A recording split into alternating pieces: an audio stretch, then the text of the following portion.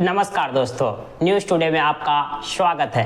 चिराग पासवान के इस कदम से एनडीए में फिर एक बार मुश्किलें बढ़ सकती है। चिराग पासवान की पार्टी एलजेपी रामविलास के प्रदेश कार्यकारी समिति की बैठक कल गया जिले में आयोजित की गई थी। इस बैठक की अध्यक्षता पार्टी के प्रदेश अध्यक्ष राजू तिवारी ने की। राजू तिवारी ने इस बैठक से घोषणा की कि आने वाले विधानसभा चुनाव में चिराग पासवान की पार्टी एलजेपी बिहार के सभी जिलों में गठबंधन के रहकर अपनी हिस्सेदारी मांगेगी। यानी इसका मतलब ये हुआ कि बिहार में 38 से 39 जिला है। अगर चिराग पासवान की पार्टी बिहार के हर जिला के एक एक विधानसभा सीट पर भी दावा करती है तो आने वाले 2025 के विधानसभा चुनाव में एनडीए में रहकर चिराग पासवान की पार्टी कम से कम 40 सीट पर दावा ठोकेगी, जो एनडीए के मुश्किलों को बढ़ाएगी। क्योंकि एनडीए में ऑलरेडी जो बीजेपी है वो एक बड़ी पार्टी है, जेडीयू नीतीश कुमार की पार्टी वो भी एक बहुत बड़ी पार्टी है।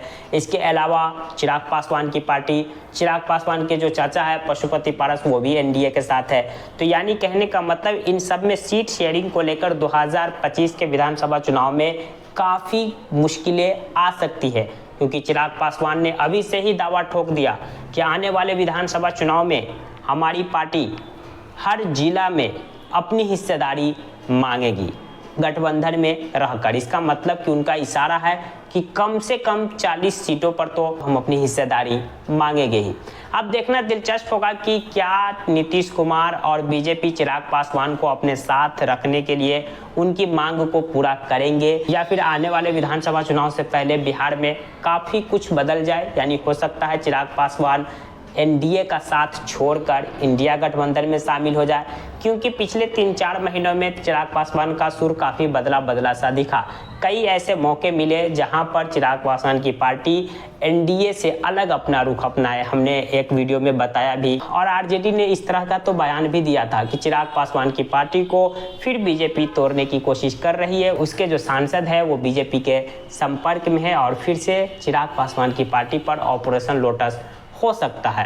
हालांकि इस बात का मतलब ये आरोप प्रत्यारोप है, उन्होंने आरोप लगाया, उन्होंने खंडन किया, ये तो राजनीति में होता ही रहता है। लेकिन हम आपको बता दें कि चिराग पासवान एनडीए सरकार का हिस्सा होते हुए, जैसा कि आप जानते होंगे कि चिराग पासवान अभी केंद्र में मंत्री है। मंत्री होने के बावजूद भी मोदी सरकार के कई ऐसे फैसलों का उन्होंने विरोध किया। इसमें जो लेटरल एंट्री, हमने एक वीडियो में बताया भी कि लेटरल एंट्री जो यूपीएससी में भर्ती को लेकर के चिराग पासवान की पार्टी ने केंद्र सरकार से अलग अपना रुख अपनाया। वक्फ बोर्ड संशोधन बिल को लेकर चिराग पासवान के रुख केंद्र सरकार के रुख से अलग थे। इसके अलावा कांवड़िया यात्रा में भी केंद्र सरकार से अलग उनका रुख था। और भी कई ऐसे मौके मिले जहां पर केंद्र सरकार ने जो रुख अपनाया, जैसे कि सुप्रीम कोर्ट का जो SC ST को लेकर के जजमेंट आया, इस पर केंद्र सरकार का अलग रुख है और चिराग पासवान की पार्टी ने अलग रुख अपनाया। ऐसे कई मौके हमें देखने को मिले जिस पर केंद्र सरकार का जो रुख रहा उससे अलग चिराग पासवान के पार्टी का रुख देखने को मिला।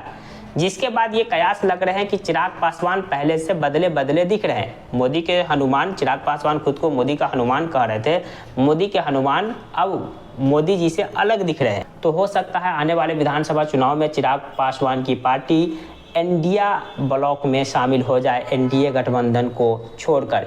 क्योंकि जिस तरह से उनके तेवर दिख रहे हैं, जिस तरह से उनकी डिमांडें अब आना शुरू हो गई है। 2020 का विधानसभा चुनाव आपको याद होगा, 2020 के विधानसभा चुनाव से पहले एनडीए में जेडीयू और बीजेपी और चिराग पासवान की पार्टी जो एलजेपी साथ थी। लेकिन चिराग पासवान की पार्टी उस समय भी बिहारी फर्स्ट और नीतीश कुमार पे काफ़ी ज़्यादा आक्रामक दिखे और सीटों की बड़ी डिमांड रख दी। इस डिमांड को एनडीए में एडजस्ट नहीं हो पाया, यानी कि नीतीश कुमार और बीजेपी एडजस्ट नहीं कर पाई कि हम इतनी सीटें आपको नहीं दे सकते हैं। इस कारण चिराग पासवान की पार्टी ने अलग चुनाव लड़ने का फैसला लिया।